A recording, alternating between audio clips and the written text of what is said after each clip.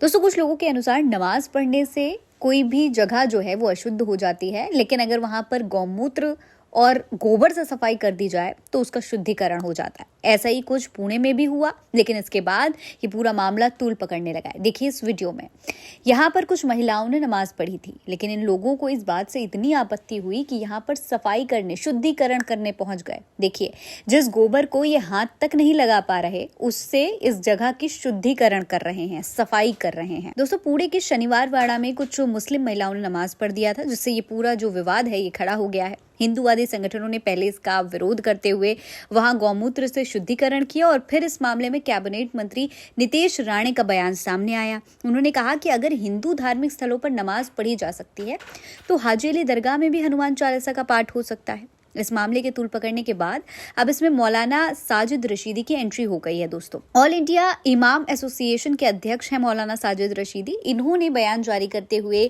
कई सारे सवाल उठाए हैं। मुस्लिम महिलाओं के इस तरीके से नमाज पढ़ने के बाद गौमूत्र से शुद्धिकरण की घटना को नफरत की राजनीति बताया है। साजिद रशीदी ने एक चैनल को इंटरव्यू दिया है और इसमें कहा है कि महाराष्ट्र सरकार के मंत्री नितेश राणे के हाजी अली दरगाह में हनुमान चालीसा पढ़ने वाले बयान और समाजवादी पार्टी नेता आजम खान के दीपक जलाने वाले बयान को भी उन्होंने सीधा हमला किया है। रशीदी ने कहा कि वो महल है, एएसआई के अधीन ऐतिहासिक स्थल है, कोई धार्मिक जगह नहीं है। दिल्ली का इंडिया गेट या लाल किला जैसे हैं। अगर नमाज का समय हो जाए और कोई पढ़ ले तो इसमें कौन सी आपदा आ गई। लेकिन हिंदू संगठनों ने इसे दूसरे दिन गौमूत्र से धो दिया, जो जगह को और ज्यादा नापाक बना देता है। दोस्तों, मौलाना साजिद रशीदी ने यह भी कहा कि गौमूत्र आपकी आस्था हो सकता है, लेकिन सबकी नहीं। अगर हमारे यहाँ शरीर पर गौमूत्र पड़ जाता है तो फिर नमाज नहीं होती। उन मुस्लिम महिलाओं का क्या कसूर था? वो घूमने आई थी, नमाज का समय हो गया तो पढ़ ली। ये सरकारी जगह है, किसी की जागीर नहीं है। हिंदुओं का हक है तो मुसलमानों का भी है। शुद्धिकरण करने वाला कौन होता है? उन महिलाओं पर एफआईआर गलत है, संविधान के खिलाफ है। एफआईआर उन पर होनी चाहिए जिन्होंने गौमूत्र छिड़का।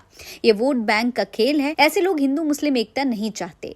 जनरल अमीर मुनीर की बातें फैला रहे हैं। दोस्तों, नितेश राणे के हाजी अली वाले बयान पर भी रशीदी ने कटाक्ष किया है। उन्होंने कहा है कि अगर घूमने की जगह पर नमाज पढ़ी तो तुम दरगाह में हनुमान चालीसा क्यों पढ़ोगे? हमने तो तुम्हारे मंदिर में नमाज नहीं पढ़ी। नितेश राणे को हनुमान चालीसा याद भी नहीं होगी, मैं दावे के साथ कह सकता हूँ। ये नफरत फैलाने वाले हैं, भाजपा की जड़ें काट रहे हैं।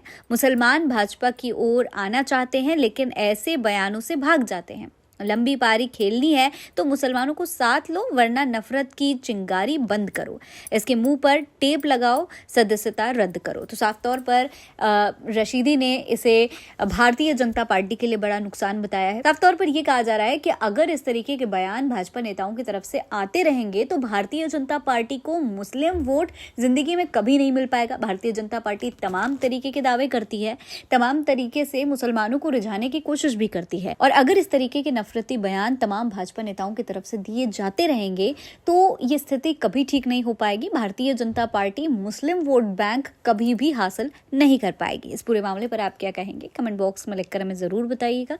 जय हिंद, जय भारत।